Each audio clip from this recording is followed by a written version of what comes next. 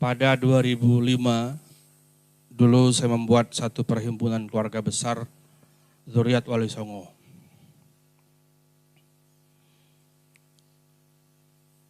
Maka perlu saya jelaskan tentang pendirian majelis keluarga ini, yaitu tujuannya pertama untuk silaturahim.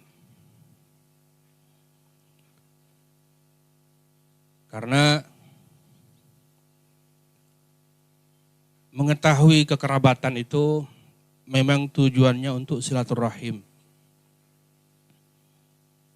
Sebagaimana yang disabdakan oleh Rasulullah SAW, ta'alamu min ansabikum ma tasiluna bihi arhamakum. Pelajari dari nasab-nasab kalian sesuatu yang dengannya kalian dapat menyambung famili.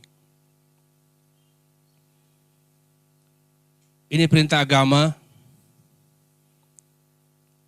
perintah wajib dari Rasulullah SAW agar kita mencari tahu siapa leluhur kita. Supaya dengan mengetahui leluhur, kita tahu bahwa leluhur juga punya saudara. Saudara leluhur punya keturunan yang berarti adalah sepupu kita. Setelah tahu kemudian kita sambung, barangkali belum kenal, barangkali belum tahu. Inilah perintah agama. Terlepas siapapun leluhur kita. Walaupun saya akui kadang-kadang kita ini lebih peduli mencari leluhur dan keluarganya yang memiliki kedudukan. Sehingga kadang-kadang tahu kita punya leluhur dari garis ibu misalnya, tapi bukan orang terkenal, beda semangatnya mencari tahu mana anak-anaknya ketimbang leluhur yang terkenal.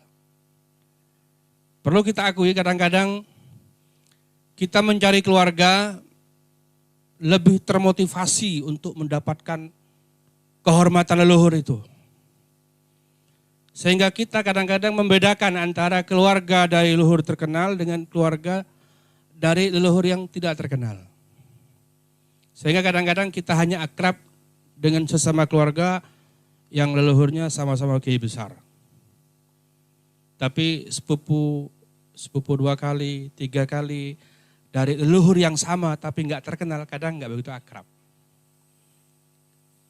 Ini menunjukkan kadang-kadang motivasi mencari keluarga itu lebih kepada mencari kehormatan.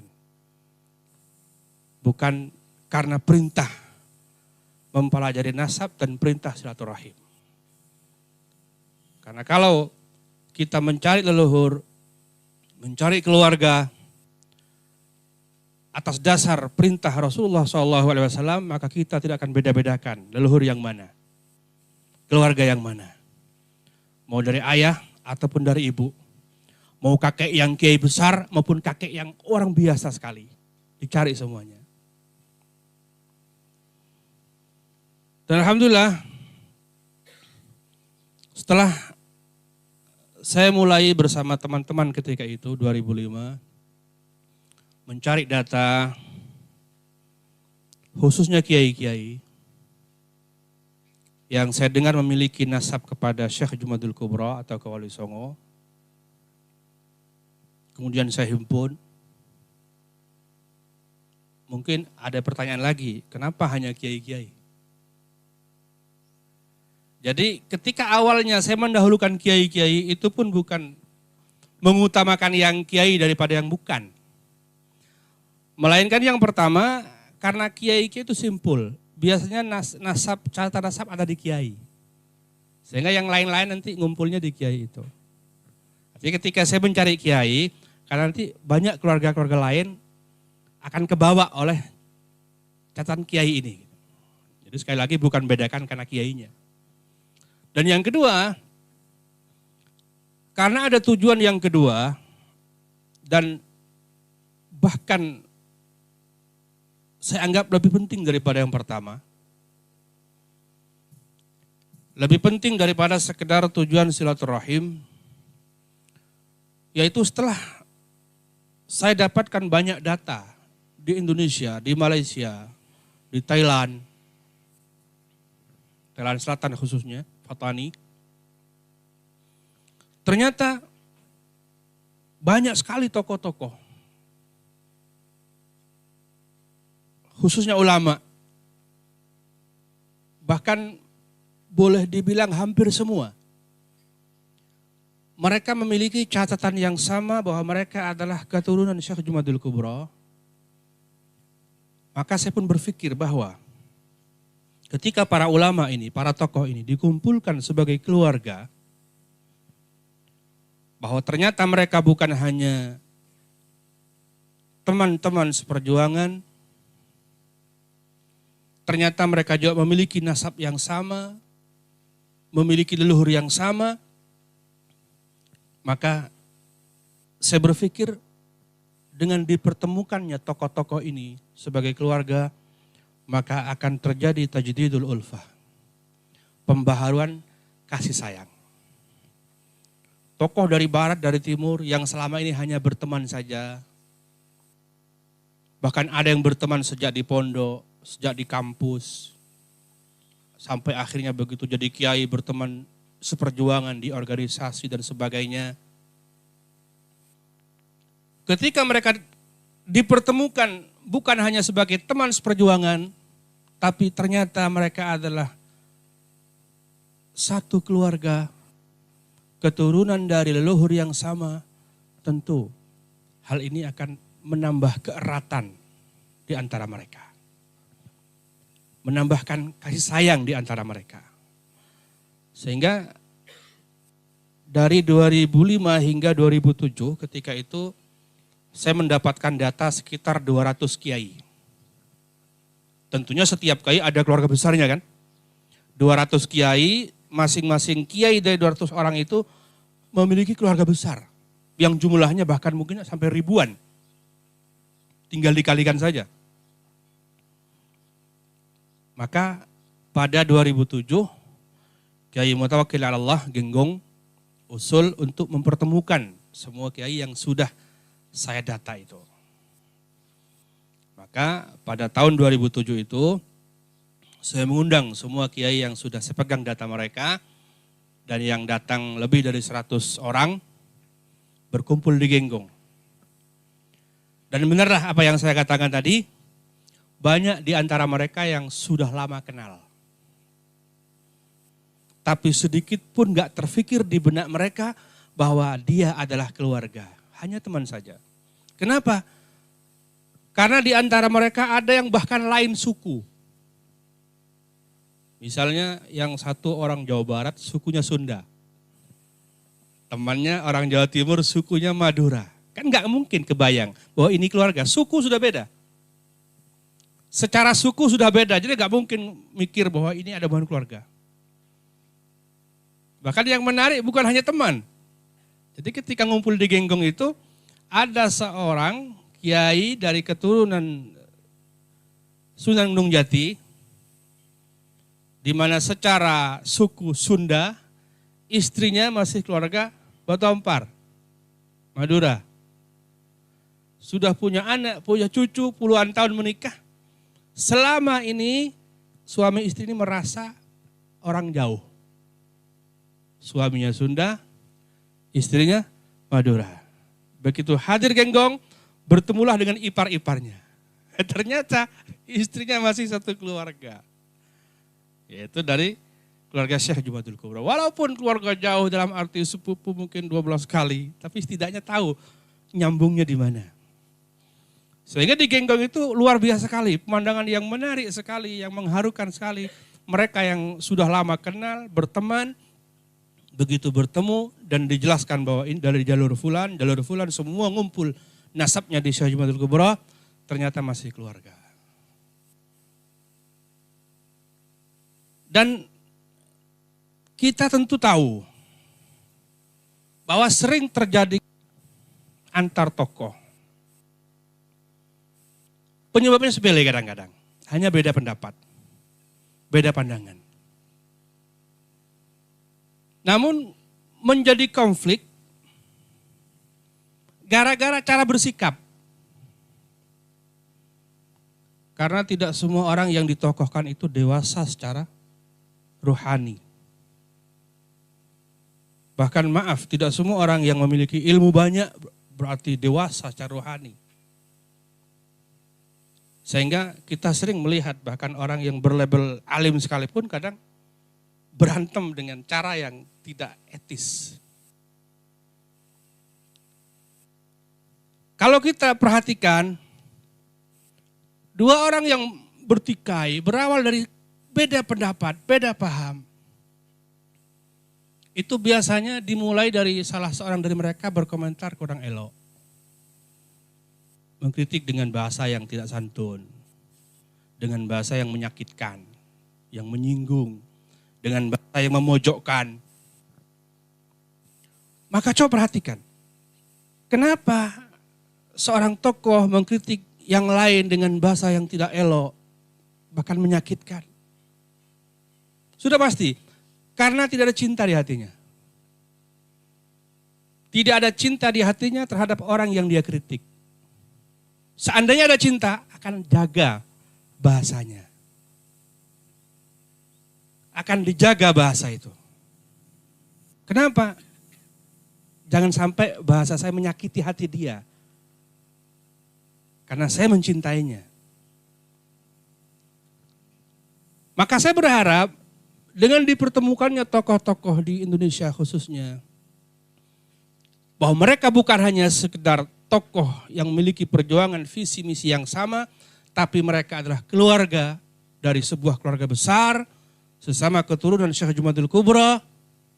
Saya berharap ketika mereka walaupun nggak sama pandangannya, bahkan mungkin tajam perbedaannya, tapi ketika menganggap dia masih keluarga, saya yakin akan jaga lisannya, akan jaga bahasanya. Oh, dia masih keturunan Sunan Fulan, saya Sunan Fulan, berarti sepupulah mungkin 8 kali, 9 kali, 10 kali. Jaga jangan sampai menyakiti perasaannya.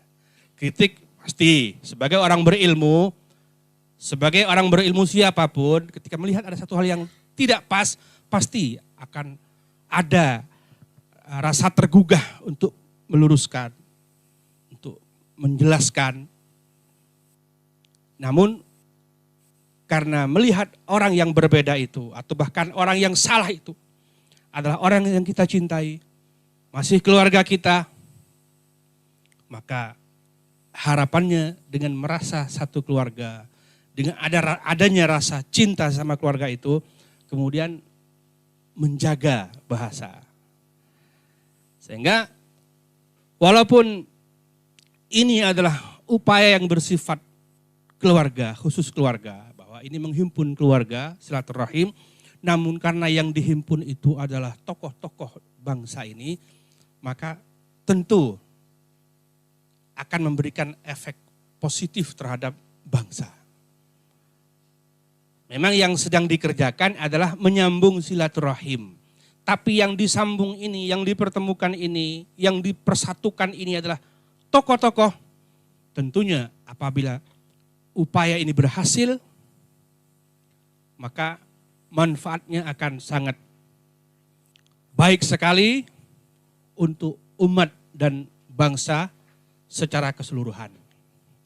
Sehingga ketika itu saya membuat slogan dari keluarga untuk umat. Saya punya slogan waktu itu, dari keluarga untuk umat. Bahwa yang kita kerjakan adalah menghimpun keluarga. Namun karena yang dihimpun ini, keluarga-keluarga yang dihimpun ini adalah tokoh-tokoh yang punya pengaruh di negara ini, di negeri ini, maka walaupun ini adalah bersifat keluarga,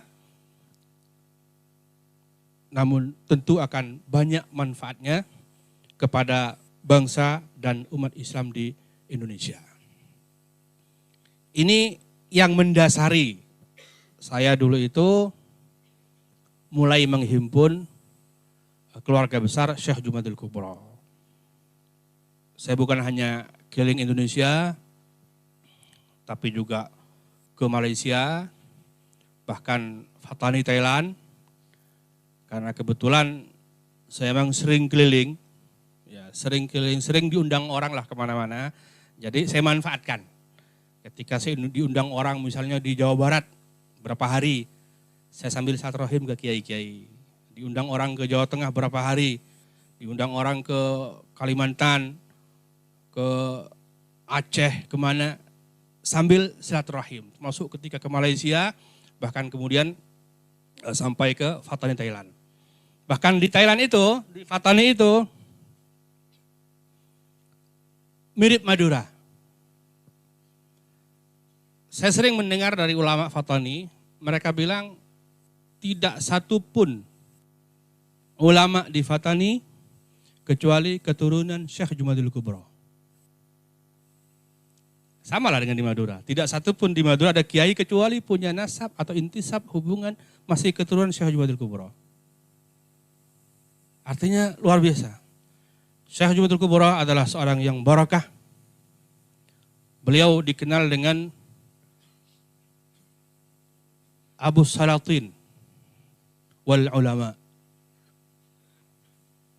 Abu Salatin wal ulama. Karena memang keturunan beliau menjadi para raja dan para ulama.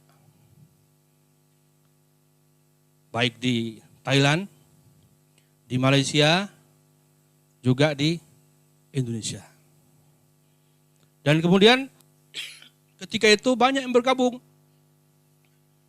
Dan saya banyak mempertemukan keluarga besar yang sudah putus hubungan mungkin ratusan tahun. Berkat upaya silaturahim ini. Syekh Nawawi Banten punya adik namanya Syekh Tamim. Syekh Nawawi Banten punya adik namanya Syekh Tamim. Orang Banten taunya cerita bahwa Syekh Tamim itu keliling kemana-mana. Suka bawa rombongan ke Mekah. Ke Malaysia, ke Thailand, kemana nanti bawa rombongan dibawa ke Mekah. Syekh Tamim namanya. Kata orang Banten, Syekh Tamim itu tidak singgah lebih 2 minggu di sebuah tempat kecuali menikah kan. Jadi suka menikah di mana-mana gitu kan, Syekh Tamim ini. Jadi orang Banten hanya tahu cerita Syekh Tamim seperti itu. Nggak tahu di mana makamnya, terakhir di mana, apakah punya keturunan, nggak tahu orang Banten. Ketika saya ke Malaysia, saya bertemu dengan keluarga besar Syekh Tamim. Mereka cerita, datuk kami Syekh Tamim adiknya Syekh Nawawi. Sampai saya dibawa ke makamnya ada di Pulau Pinang, Malaysia. Kemudian saya dihubungkan dengan keluarga Syekh Tamim yang di Mekah. Yang di Jeddah, di Mekah, di Saudi. Sampai ketika saya haji atau umroh, saya kemudian diundang oleh keluarga Syekh Tamim di Jeddah. Semua Bani Tamim kumpul. Dan ternyata benar. Jadi cerita di Banten dikaitkan dengan cerita di Malaysia dan di Mekah nyambung. Ternyata benar Syekh Tamim inilah yang dimaksud oleh orang Banten yang katanya suka keliling kemana-mana, sering nikah di mana-mana. Ya Syekh Tamim ini. Akhirnya sampai sekarang keluarga Tamim Malaysia dengan Syekh Nawawi Banten itu nyambung. Yang di Mekah juga nyambung. Ini salah satu cerita pengalaman saya bagaimana dengan lembaga yang dulu saya urus itu. Alhamdulillah kami bisa mempertemukan banyak keluarga yang sudah lama terputus. Sehingga